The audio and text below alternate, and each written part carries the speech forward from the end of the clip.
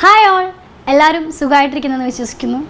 അപ്പോൾ ഇന്നത്തെ ക്ലാസ്സിൽ ഞാൻ എന്താ പറയാൻ പോകുന്നതെന്ന് വെച്ചാൽ, നമ്മളിങ്ങനെ പറയാറില്ലേ, നീ അത് ചെയ്തില്ലേ, നീ അവിടെ പോയില്ലേ, നീ അവളെ വിളിച്ചില്ലേ, നീ എക്സാം എഴുതിയില്ലേ എന്നൊക്കെ ചോദിക്കാറില്ലേ. ഇതെങ്ങനെ ഇംഗ്ലീഷിൽ പറയുന്നുള്ളതാണ്.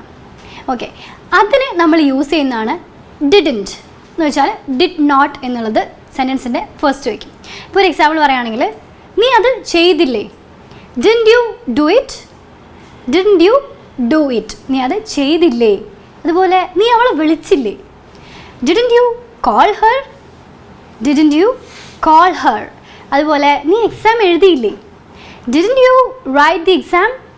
ഇപ്പോൾ എന്ത് കാര്യം ചെയ്തില്ലേ എന്ന് ചോദിക്കാനായിട്ട് ഡിഡ് നോട്ട് ഫസ്റ്റ് വെച്ചിട്ട് പിന്നെ എന്താണ് സംഭവം എന്ന് വെച്ചാൽ അത് പറഞ്ഞാൽ മതി. നമുക്ക് കുറച്ചുകൂടെ എക്സാമ്പിൾസ് നോക്കിയാലോ.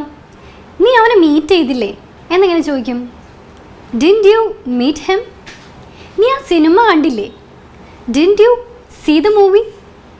നീ കല്യാണത്തിന് പോയില്ലേ, didn't you go to the marriage. നീ എഡിറ്റ് ചെയ്ത് കഴിഞ്ഞില്ലേ, didn't you finish the edit.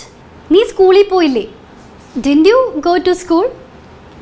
Okay, പോയില്ലേ എന്ന് പറയാനായിട്ട് നമ്മൾ പഠിച്ചില്ലേ, ചെയ്തില്ലേ, വന്നില്ലേ, വിളിച്ചില്ലേ, ഇതൊക്കെ പറയാൻ പഠിച്ചില്ലേ. ഇനി വിളിച്ചോ എന്നെങ്ങനെ പറയാം, അത് ഓൾറെഡി നമ്മൾ എടുത്തിട്ടുള്ളതാണ് എൻ്റെ ക്ലാസ്. പക്ഷെ എന്തായിരിക്കും, ഡിഡ് യു സ്ലീപ്പ് യെസ്റ്റർഡേ, നീ ഇന്നലെ ഉറങ്ങിയോ.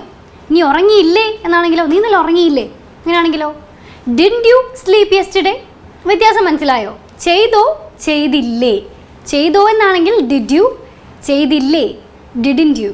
ഓക്കെ, അത്രയേ ഉള്ളൂ വ്യത്യാസം. അപ്പോൾ എന്ത് കാര്യം ചെയ്തോ എന്ന് ചോദിക്കാനും ചെയ്തില്ലേ എന്ന് ചോദിക്കാനും നിങ്ങൾക്ക് ക്ലിയർ ആയിട്ടുണ്ടാവുമെന്ന് വിശ്വസിക്കുന്നു. എന്തെങ്കിലും ഡൗട്ട്സ് ഉണ്ടെങ്കിൽ താഴെ കമൻറ്റ് ചെയ്യുക. See you in the next video. By.